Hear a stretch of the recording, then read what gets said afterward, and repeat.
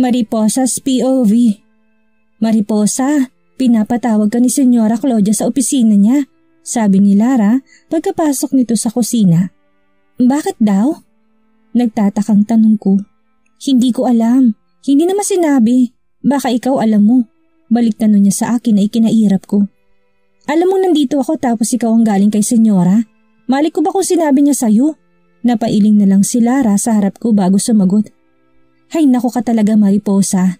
Bago ako maloka sa'yo na pagkaaga-aga, hugasan mo ng mga kamay mo't magpunta ka na doon. Bilisan mo daw at aalis ng Senyora. Mabilis itong lumapit sa akin at mahina niya akong tinulak papuntang lababo para makapaghugas. Nagmamadali ka Lara? Nakangusong sabi ko dito dahil nag-e-enjoy pa ako sa pinapagawa ni Lola sa akin. Pinaghihimay niya kasi ako na malambot na karne ng mga manok para sa lulutuin niyang sopas. Oo, dali na Mariposa. Taboy nito sa akin na mas lalo kong ikinanguso. Huwag mong gagalawin yan ha, akong tatapos niyan. Paalala ko dito tinuruan kanina na ay ginagawa ko. Ang kulit naman, oo na po, alis na't naghihintay si Senyora sa'yo. Tumango na lang ako at naglakad palabas ng kusina. Pagdating ko sa opisina ni Senyora ay bukas ng pinto, kumatok muna ako bago ako tuluyang pumasok sa loob. Nakita ko si Senyora na nag-aayos na ng mga gamit nito para pumasok sa opisina. Magandang umaga po Senyora, pinapatawag niyo raw po ako? Nakangiting bati ko dito. Agad naman siyang tumingin sa akin at ninitaan din ako. Magandang umaga din sa'yo Iha, maupo ka. Sinanyasan niya akong maupo sa harap nitong silya. Agad akong tumalim at umupo sa upuan. Napatingin ako sa papel na inabot niya sa akin. Kunin mo, sabi nito sa akin pero tinitigan ko lang. Hindi ito nangangagat Mariposa. Kunin mo't basahin mo. Nakangiting sad nito at siya na mismo naglagay sa kamay ko. Nang tignan ko'y napanganga ako. Muntik pa akong maluha dahil sa nakikita ko. O bakit naiiyak ka dyan? Nabasa mo na ba? Nagtatakang tanong ni Senyora na ikinailing ko. Paano ba naman Senyora? Hindi ko po maintindihan nakasulat dito. Baka pong pinilit ko maubusan ako ng dugo. Wala po bang Tagalog dyan? Naiyak na tanong ko habang pinagmamasdan ng papel na hawak-hawak ko. Narinig kong marahang pagtawa ni Senyora kaya napatingin ako dito. Kailangan mong pag-aralan ng lengguwaheng yan Mariposa nang hindi ka maibenta sa mga susunod na araw. Sabi nito at ngumiti sa harap ko. Senyora, huwag niyo po akong ibibenta ha? Magagalit po si inang sa inyo. Mawawalan po kayo ng magandang katulong. Sige kayo. Mabilis kong sambit na ikinatawa lamang nito. Oh my God, Mariposa. May kadugtong pang sinabi ni Senyora kaso hindi ko naintindihan. Nakatitig lang ako dito habang tumatawa to. Nang hindi na ako nakatisay nagtanong na ako. Senyora, ano pong nakakatawa? Baka gusto niyo po sabihin din sa akin na may kasama po kayong tumatawa. Alanganing sabi ko at medyo lumayo ng kaunti dito. Nakita ko namang napaupo ito sa upuang nasa likod nito at humarap sa akin na nagpipigil ng tawa.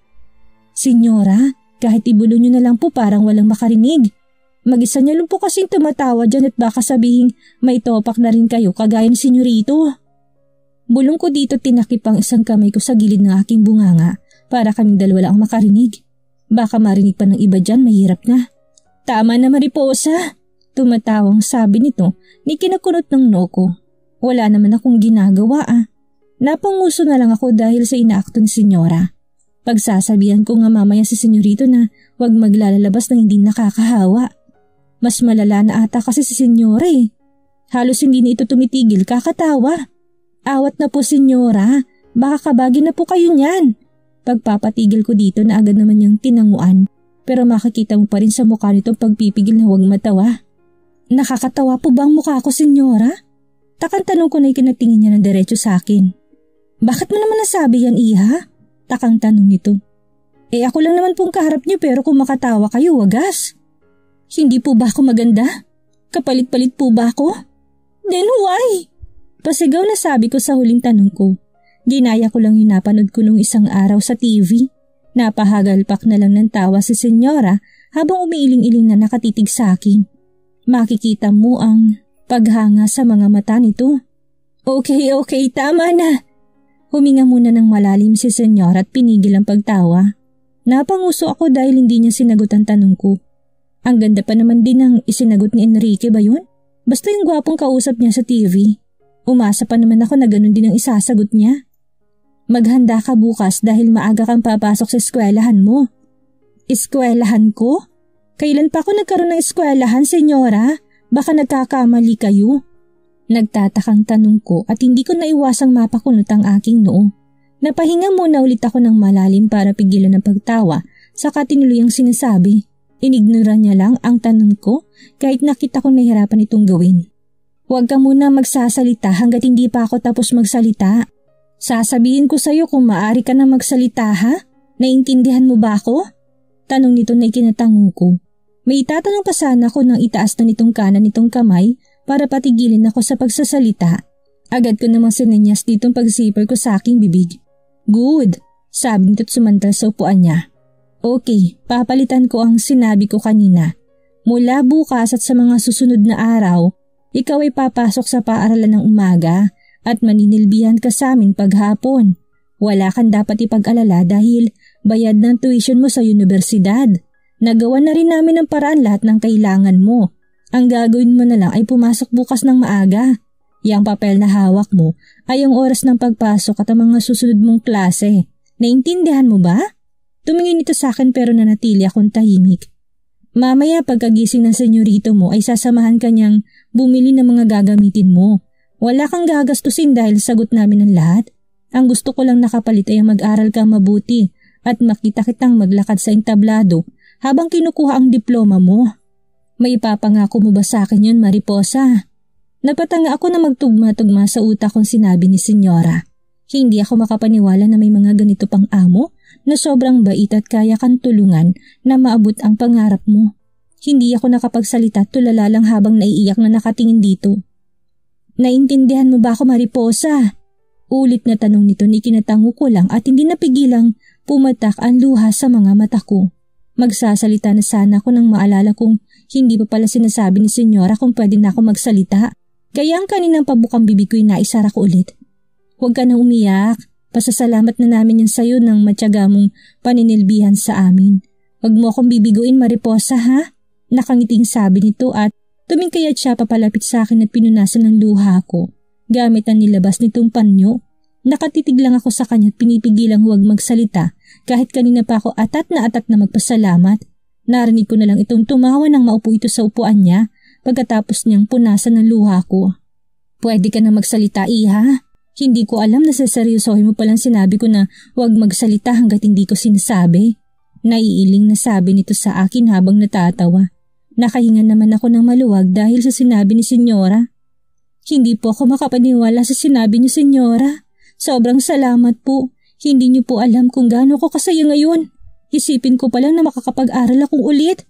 Sobrang nagagalak na pong puso ko dahil yun sa inyo, Senyora. Tumayo ako't lumapit dito para yakapin ito ng mahigpit. Hindi ko na napigilang hindi umiyak dahil sa saya. Nababagay lang sa'yo yan, iha. Basta mag-aral ka ng mabuti. Para din yan sa ikakabuti mo. Yakap nito sa akin pabalik habang hinahagod ang likod ko. Hindi ko maipaliwanag ang sayang nararamdaman ko ngayon. Sobrang thank you po talaga, Senyora. Pinapangako ko po sa inyo na hindi po kayo magsisisi sa pagpapaaral sa akin. Gagalingan ko po't sisiguraduhin ko sa inyo na maiuwi ko pong diploma ko. Umiiyak pa ding sambit ko. Aasahan ko yan, Mariposa. O siya, tahan at baka mabasa mong suot ko. Papasok pa ako ng opisina. Agad ako napakalas dito na tiningnan kung nabasa ko ba o hindi. Nang makita ko namang hindi naman ito natuluan ng kahit isang patak lang ay napangiti ako. Salamat po ulit, Senyora. Pasasalamat ko ulit dito, tinawakan ng dalawang kamay niya at nilagay ang noo ko doon habang nagpapasalamat ng paulit-ulit. Tama ng minsang pasasalamat, iha. Sige na't baka gising na, senyorito. Magbibihis ka pa. Nakangiting sabi nito't pinaayos ako ng upo. Sige po, Senyora. Mauna na po ako at baka mainip si senyorito sa akin. Maraming salamat po ulit. Paalam ko dito tumayo na mula sa pagkakaupo ko. Habang naglalakad patungong pinto ay hindi ko maiwasang hindi ito lingunin ulit at magpasalamat. Alam kong paulit-ulit na ako sa pagpapasalamat pero anong magagawa ko? Sobrang galak ng puso ko't umaapaw na ito sa kasiyahan. Gusto kong makita nila yun sa akin. Nangumiti ito sa akin at tumango. Lumabas na ako ng opisina nito na may ngiti sa aking mga labi. Daniela's POV. I was shocked when my phone vibrated in my pocket. Shit! Gulat na mura ko't iritadong nilabas ang phone. mula sa aking bulsa. But when I saw who texted, agad na nawalang pagkairita ko't napangiti. The text message is coming from Jared and he wanted to talk to me. Where are you? Can I talk to you? Nakangiting basa ko sa message nito. Agad ako nag-reply. I'm at my condo. We'll wait for you here. Masaya ko nang pindutin ko ang send button.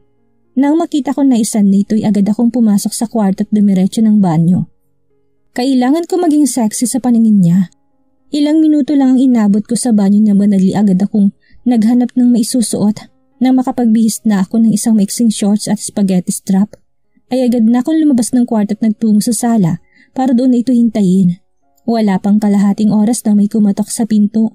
Tumingin muna ako sa nadaanan kong salamin at inayos ang sarili bago ko binuksan ang pintuan. Tumambad sa akin ang mukha ng taong ilang linggo ko nang hindi nakikita. Oh, how I miss this man so much. Dahil sa pagkamiss ko dito ay agad akong yumakap na mahigpit. At nang hahalikan ko na siya ay bigla na lang nitong iniwas ang mukha sa akin. Nagtaka ako sa inasal niya kaya napabitaw ako sa pagkakayakap ko dito.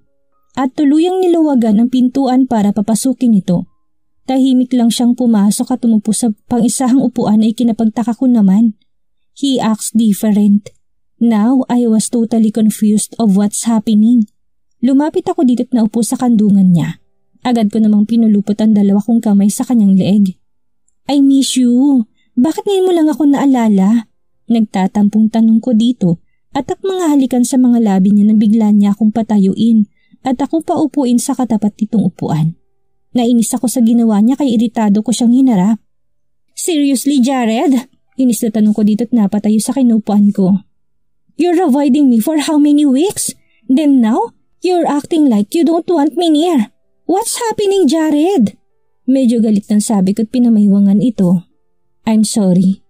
Mahinang bulong nito na tamang-tama lang sa aking pandinig. What? Tanong ko dito at nagkunwaring hindi ko narinig ang sinabi niya. I just want him to repeat it. I said I'm sorry. Medyo malakas ng sabi nitong kinataas ko ng kilay. For what, Jared? Why are you saying sorry? Taas kilay kong tanong dito at hindi in-entertain ang kabang pumapasok sa dibdib ko. It can't be. I know you have an idea why, Daniela. Don't be naive. Nainis ako sa sinabi niya. I'm not naive. I just want to make sure. I want to hear it from you. I want to know why, Jared. Kalmado kong sabi dito at hindi pinalatang malapit na ako sumabog sa galit. We can't be together, Daniela. I don't love you anymore. Nagpantingan dalawang tenga ko sa narinig ko. Just like that? Hindi ka nagpakita sa akin ng ilang linggo and now you're telling me that fucking shits? Bulya ko dito. I told you the last time that I needed space to think. That time, my feelings for you are fading. Pagbalik ko, malalaman kong ginawa mo sa mom ko. That was unacceptable. Galit itong pahayag sa akin na mas lalo kong ikinagalit. That old hag. Nagsumbong pa talaga. Buisit. Nauna siya, Jared. She forced me to leave your house. All I wanted is to know where you are. I was shocked when she hit me. Pagpapaawa ko ditong tinatawan niya lang. Cut that shit, Daniela. You're good in acting but my mom isn't a liar. Mom never hit anyone, so stop these shits. Nanilisik ang matang sabi nito sa akin. Fine, she never did it, but she's hiding you from me. Amin ko dito pero hindi ako nagpatalo at sinigawan din ito. I love him but I can't let him insult me. She never hides me from you. I did it to find myself. And now, sigurado na akong wala ka ng lugar dito. Mahinaw na nito sabi tinurong puso nito. Nasaktan ako sa sinabi niya. You're lying, right? This is only a prank? Umiling na sabit ko at pinipigilang huwag lumuha. You know I never lie, Daniela. I love you before but not now. I'm really sorry. You deserve someone better. Someone who can be there for you at hindi ka iiwan. Mahinang sabit ito at tinitigan ako. No, that's not true. You love me, Jared. You love me. Umiling na sabi ko at hindi ko na napigilang mapaiyak. How can he do this to me? Minahal ko siya sa 2 taong pagsasama namin hanggang ngayon. And now, he's telling me na he doesn't love me anymore? That was heartbreaking for me. Umiyak ako ng umiyak dahil hindi ko matanggap ang sinabi niya. Baka nagugulahan ka lang, Jared. I can give you some time. Just don't leave me. Humahagulhol ko ng sabi dito at pabagsak na naupo sa upuan. I'm sorry but my mind is intact And I'm sure of it na hindi na ikaw ang laman ng puso ko. Malungkot na sabi nito na ikinagalit ko. Then tell me, who is she? Who is she? Tell me, Jared! Tumata yung sigaw ko at lumapit dito. Hindi to umiimik at hinahayaan niya lang na yugyugin ko siya gamit ang damit niya. Sa sobrang galit ko sa kanya, wala na akong pakialam pa kahit mapunit ang damit niya dahil sa higpit ng pagkakahawak ko. Mas lalo naman akong nagalit dahil sa hindi niya pag-imik. You don't want to tell me? Sigaw ko dito at pinunasan ng mga luhang tuloy-tuloy pa rin dumadali sa pisngi ko kahit nagagalit na ako. Then I'll find it out myself if time comes na malaman ko kung sino siya. Putol ko't dinuro siya sa kanyang dibdib. I swear to God, Jared. I swear to him that I'll do everything na hindi ka mapunta sa kanya. Ako lang, Jared. Ako lang. At kapag nalaman ko kung sino siya, I'll make her suffer and make her life a hell. Seryosong saad ko dito. Don't you even dare hurt her, Daniela. You know me. Lahat gagawin ko para hindi mo siya masaktan. At oras na kantiin mo siya, ako mismo makakalaban mo. Madiin itong sabi at galit na hinawakan na magkabila akong balikat. Kahit masakit ang ginawa niya, hindi ko ito pinahalata. I dare you, Jared. I can do that and I'm happy to see her hurting. Kaya kung ako sa'yo, itago mo siya. And don't make me see kahit anino niya. Dahil kapag nagkataon, pagbabayarin ko siya. Galit na sabi ko dito, tinabig ang kamay nito. Dahil mas malakas ito sa akin na hindi ko naalis ang kamay nitong mahigpit na nakakapit sa balikat ko. I will not let you. I promise you that. Just accept it, Daniela. I don't love you anymore and nothing will change that. You can find someone better than me. Napaismid ako sa sinabi niya. You will never be replaced at gagawin ko lahat-lahat para bumalik ka sa akin. I will make you crawl for me and begging. Desididong sabi ko, tinalis ng kamay nito sa balikat ko. This time ituluyan ko nang naalis. It won't happen, Daniela. It won't, saad nito. It can and it will be. Just wait for it, Jared. Nakangising sabi ko dito at inilingan niya lamang. Nasabi ko na lahat ng gusto kong sabihin sa'yo. I just came here to end what's going on between us. We're done and we'll never be back again. Sabi nito at tumalikod na para umalis. Pero bago pa niya mahawakan ng seradura, ay nagsalita ko na ikinatigil niya. Don't let me find nor see her, Jared. I promise this day that if I ever see her, I make her pay at sa paraang hindi mo kakayanin. Sabi ko na ikinalingon niya sa akin at ngumiti. Even if you see her, I won't let you hurt her. I guarantee you that. Mamamatay muna ako bago mo siya masaktan. Nakangiting sabi nito, tuluyan ang umalis ng kondo ko. Nahahapo akong napaupo sa upuan pagkaalis nito. Hindi ko na napigilang hindi umiyak dahil sa nararamdaman kong sakit. Mahal na mahal ko siya at hindi ko siya kayang kalimutan. Samantalang siya, andalin niya kong palitan sa puso niya. Tumayo ako't dumiretso sa minibar. Agad kong kinuha ang pinakamalakas kong stock ng alak at binuksan ito. Hindi na ako kumuha pa ng baso dahil tinungga ko nito mula sa bote habang patuloy pa din ang pagdali ng luha sa aking mga mata. How can I hate you, Jared? Umiyak kong sambit at uminom ulit sa bote ng alak. How can I forget you? Sigaw ko tumungga ulit. Nang makahalahati ko ng alak at naramdaman kong nahihilo na ako, ay hindi pa rin ako tumigil. Gusto ko magpakalunod sa alak hanggang sa hindi ko na maramdaman ang sakit na dulot niya. Hanggang ngayon ay umiiyak pa din ako. Hindi ka ba nauubos na luha ka? Sigaw ko habang pinupunasan ang luhang kusang dumadaloy sa aking pisngi. Halos maubos ko ng alak sa bote nang umikot ng mundo ko. Bastang alam ko na lang ay bumagsak ako sa sahig at napapikit na lang dahil sa sakit at hilong aking nararamdaman. Paano bang lumimot? Mahinang tanong ko sa sarili ko at unti-unti nang nilalamon ng kadiliman. Mariposas POV. Masaya ako naglalakad habang yakap-yakap ang papel na binigay ni Senyora sa akin. Hindi ko man maintindihan ang mga nakasulat doon, bukod sa mga numero'y ayos lang. Magpapaturo na lang ako kay Lara mamaya. Pagpasok ko sa kusina, nakita kong papatapos ng iniwan kong gawain. Pagsasabihan ko sana si Lara kaso hindi ko nalang tinuloy. Baka hindi niya pa ako turuan. Kawawa ako kapag nagkataon. Pasalamat na lang siya at masaya ako ngayon. Oh, ba't parang ang saya mo yata? Tanong nito sa akin at inayos ang ginamit niya. Siyempre naman, sino ba naman ang hindi sasaya kung malalaman mong matutupad man ng matagal mo ng pinapangarap? Halos lumutang ako sa saya. Ano bang sinabi ni Senyor at ganyan ka nalang kasaya? Takang tanong nito sa akin at inayos ng mesa. Agad kong inabot dito ang papel na binigay ni Senyora sa akin. Pero bago ko ito binigay ay binilinan ko muna to. Ingatan mong papel na yan dahil napakahalaga niyan. Ipa-plastic ko pa yan para hindi masira. Pag yan nagusot mo kahit konti lang, hindi na tayo bati. Sabi ko tuluyan ko nang binigay ang papel sa kanya. Natawa muna ito't napailing na lang bago niya binasa ang papel. Halos lumuha ang mata nito habang nagbabasa kaya nag-alala ako. Hala, ano nangyayari sa'yo? Ayos ka lang ba? Tatawag na ba ako ng doktor? Sabihin mo, Lara! Yugyug ko dito na ikinasigaw niya. Wah! Mag-aaral ka na, Mariposa! Iisang universidad lang ang papasukan natin! Masayang sigaw nito. Ang malamang magkasama pala kami sa isang universidad ay nagpasaya na sa akin. Ibig sabihin kasi nito ay may makakausap na ako at hindi ako mag-iisa. Napayakap ako bigla sa kanya dahil sa sayang nararamdaman ko. May malalapitan na ako kung sakasakali. Nang maalala kong papel ay bigla ako napamulagat. Nasaan ang papel ko? Baka nagusot mo na. Hindi talaga tayo bati kapag nagusot mo yan, Lara. Sinasabi ko sa'yo. Agad akong kumula sa yakap namin para hanapin ito. Napatawa naman ito habang winawagayway niya ang papel sa mukha ko kaya napahinga ako ng maluwag. Huwag kang mag-alala. Hindi ko yan inipit para hindi magusot. Ayoko kayang magkaaway tayo. Gusto ko bati tayo palagi. Nakangiting sabi nito at binalik sa akin ng papel. Iisang universidad tayo pero magkaiba tayo ng kurso. Tourism sa akin samantalang sa'yo Hotel and Restaurant Management. Saan itong ikinakunot ko dahil hindi ko naman alam ang sinasabi niya. Ano yung tourism at Hotel and Restaurant Management? Takang tanong ko at kumunot noong hinintay ang sasagot niya. Ito yung kursong kinukuha ng mga estudyante para pag-aralan. Paliwanag nitong ikinatango ko.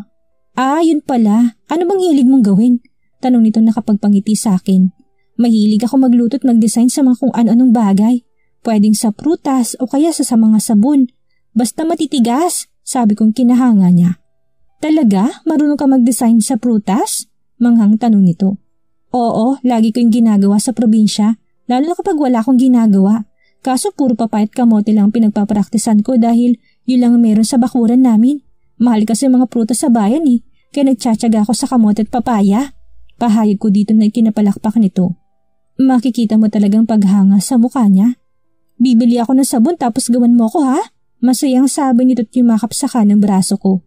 Ayaw ko nga. Biro ko dito na mas lalo nitong hinigpitan ng yakap nito sa braso ko.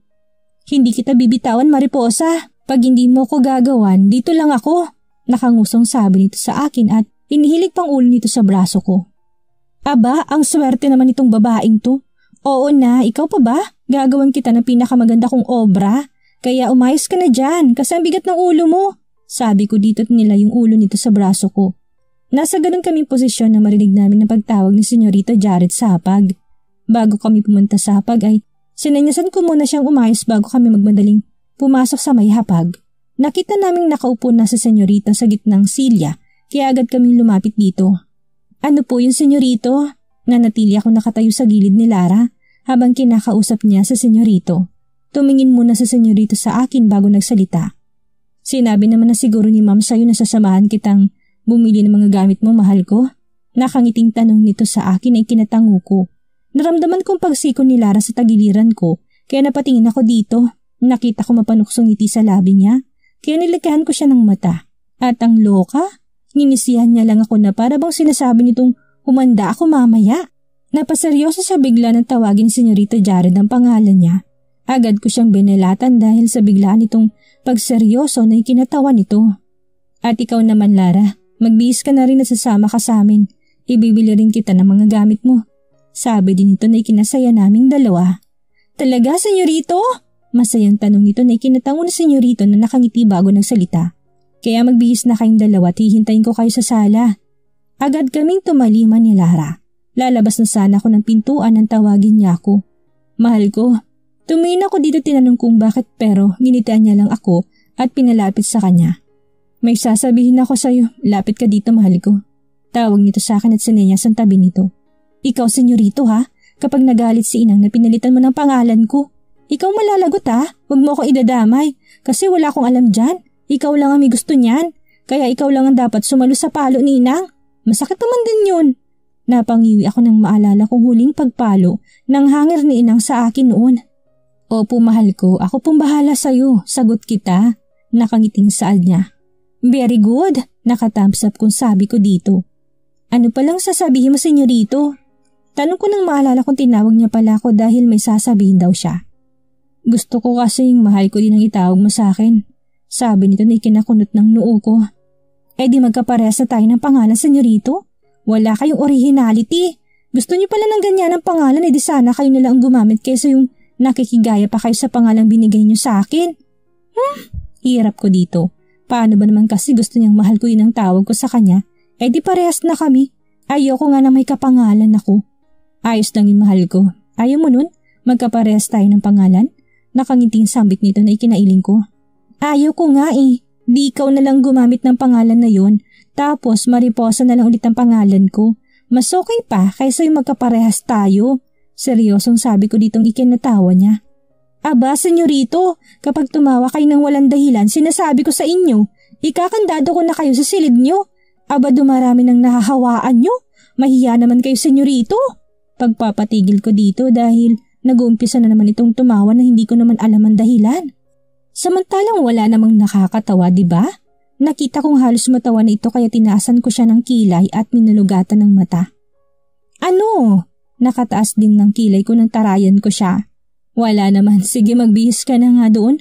Ipapasyal na kita, mahal ko. Nakangiti na lang nasabi nitong kinasaya ko. Talaga? Ipapasyal mo ko sa pinagpapasyalan namin ni Tia Marta? EK ba yun? Oo yun nga, masaya doon, senyorito. Hindi makapaniwalang tanong ko dito. Sige basta sinabi ng mahal ko masusunod. Sabi nito at tinaboy na niya ako paalis. Wala nang bawian, senyorito ha? Tumango ito sa akin na mas lalong nagpasaya sa akin. Oo mahal ko, sige na, magbihis ka na doon. Hihintayin ko kayo. Tumayo na at tiniharap niya ako sa pintuang papunta sa kwarto ko at marahang tinulak pa loob. Huwag mo akong iiwanan, senyorito ha? Mabilis lang ako, promise! Pahayag ko tinas pang kanang kamay para mangako. Narinig ko na lang marahan nitong pagtawa hanggang sa maipasok niya ako sa pintong magdudugtong sa kusina at sa aking kwarto. Bago ko isarang pinto ay tinignan ko muna siya at matamis na ngumiti. Maraming salamat, senyorito. Pagpapasalamat ko dito na makita kong pangitit pagtango nito ay tuluyan ko ng isinarang pintuan. Agad akong pumasok ng banyo at naligo ulit. Mabilisan lang ako naligo dahil naligo na ako kanina. Nakatapos lang ako ng tuwalya na lumbas ako ng banyo. Agad ako nagtungo sa aparador kung nasa na mga damit ko't nilabas ang nag-iisa kong damit pang labas. Napangiti ako nang maalala ko sina Inang dahil dito, sinadya ko kasi talagang magkakaparehas kami para magandang tignan. Agad ako nagbihis at sinuklay na lamang ang mahaba kong buhok. Tapos nagpulbo lang ako't sinuot ko ng aking sandalyas. Napaisip tuloy ako. Paano ako papasok sa paaralan araw-araw kung iisa lang naman ang panglabas kong damit? Bahala na si Batman. Sambit ko tuluyan ang lumabas ng kwarto at tumungo kung saan naghihintay si senyorito. Pagdating ko doon ay wala pa si Lara kaya tinanong ko ito sa kanya. Nalungkot naman ako bigla nang sabihin ni senyorito na hindi na pala ito makakasama dahil walang makakasama si Lola sa pamamalengke nito. Ngumiti ka na dyan, mahal ko. Hayaan mo na sa susunod ay sisiguraduhin nating makakasama na siya. Kaya huwag ka na malungkot dyan. Sobrang ganda mo pa naman. Napangiti ako ng malawak dahil sa sinabi niya. Talaga? Salamat po sa papuri, senyorito. Tara na po't makapagpasyal pa po tayo. Excited na sambit ko't hindi ko maiwasang mangarap na sumakay ulit sa mga sakayan doon kahit na halos karamihan doon ay nakakatakot sakyan.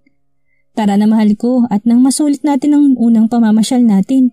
Aya nito sa akin at giniyan niya na ako palabas ng bahay at pinagbuksan ng pinto sa sakyan nito. Salamat po Diyos ko sa maraming biyayang binibigay niyo ngayong araw. Sambit ko't napangiti ng malawak na pumasok na si senyorito sa loob ng sasakyan at paanda rin ito paalis. Ano kayang gagawin ni Daniela kapag nalaman niyang isang katulong ang ipinalit sa kanya ni Jared? Ano ang gagawin niya para mahawakan sa leeg ang binata? Yan ang ating aalamin sa susunod nating kabanata.